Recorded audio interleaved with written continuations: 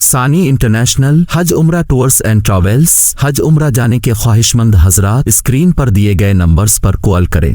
ترحاب premium quality کے خوبصورت عربی لباس، عربی ٹوب اور جھبے مدارس اور مکاتب میں طلبہ کو انعام دینے کے لیے بالکل واجبی ہدیے پر۔ تفصیلات کے لیے ابھی کال کریں۔ ماں باپ اپنی اولاد کے لیے عظیم ترین دولت ہے۔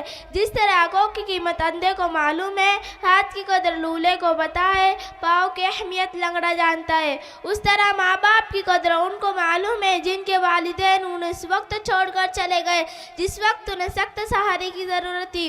آئے آج اس نعمت عظمیٰ کے بارے میں کچھ معلومات حاصل کریں تاکہ ہم بھی ہمارے والدین کی قدر و قیمت سمجھ کر ان کی خدمت کر سکیں۔ حضرات، اگرچہ ہمارے حقیقی خالق و مالک پیدا کرنے والا اللہ تعالیٰ ہے، مگر سب جانتے ہیں ہمیں دنیا میں لانے کا ذریعہ ہمارے والدین ہیں۔ یہی وجہ ہے کہ قرآن مجید میں اللہ تعالیٰ نے جہاں اپنے حقوق بیان فرمائے اور عبادت کا حکم دیا ہے، والدین کے ساتھ حسن سلوک، بہترین برتاؤ، محبت و شفقت کا معاملہ جاری کرنے کا بھی حکم دیا ہے۔ ارشاد باری ہے، فَلَا تَقُل لَّهُمَا اُفٍّ وَلَا تَنْهَرْهُمَا، تم اپنے ماں باپ سے نہ جھڑکو، ان سے اف تک نہ کہو، ان کے لیے محبت و فرما برداری کا دامن چھپائے رکھو اور ان کے ساتھ نرم نرم کف تعلق کرو۔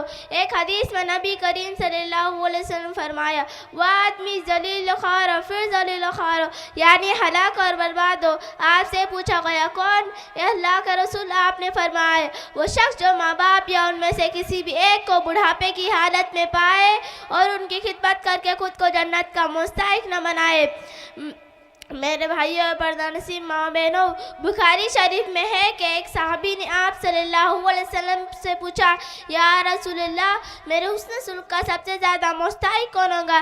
آپ صلی اللہ علیہ وسلم فرمایا، تمہاری ماں۔ اس نے دوسری مرتبہ پوچھا تو آپ نے فرمایا، تمہاری ماں۔ اس نے تیسری مرتبہ پوچھا تو آپ نے فرمایا، تمہاری ماں۔ اس نے چوتھی مرتبہ پوچھا تو آپ نے فرمایا، تمہارا باپ جنت کے دروازوں میں سے بہترین دروازہ ہے۔ تم چاہتے ہو ان کی نافرمانی کر کے انہیں ضائع کر دو یا ان کا دل خوش کر کے ان کی حفاظت کرو؟ آپ صلی اللہ علیہ وسلم نے فرمایا، جنت تمہاری ماں کے قدموں کے نیچے ہے۔ میرے بھائی اور بہنوں، بڑے خوش نصیب لوگ جو ماں باپ کی خدمت کر کے خود کی دنیا اور آخرت کو خوبصورت بنائے رہے ہیں، اور بڑے بد نصیب لوگ جو ماں باپ کی نافرمانی کر کے خود کی دنیا اور آخرت کو جہنم بنا رہے ہیں۔ یاد رکھو، جو ماں باپ کو ستاتے ہیں وہ ایک دن ستائے جائیں گے۔ ماں باپ کو ستانا ایسا گناہ ہے، اس کا عذاب دنیا میں جلدی ملتا ہے اور آخرت کا عذاب الگ۔ اللہ تعالی ہم سب کی حفاظت فرمائے اور نیک عمل کی توفیق عطا فرمائے۔ آخر میں ایک شعر پڑھ کر اپنی تقریر ختم کرتی ہوں۔ یاد رکھو یہ نصیحت ہے، یاد رکھو یہ نصیحت ہے، فرض ماں باپ کی اطاعت ہے۔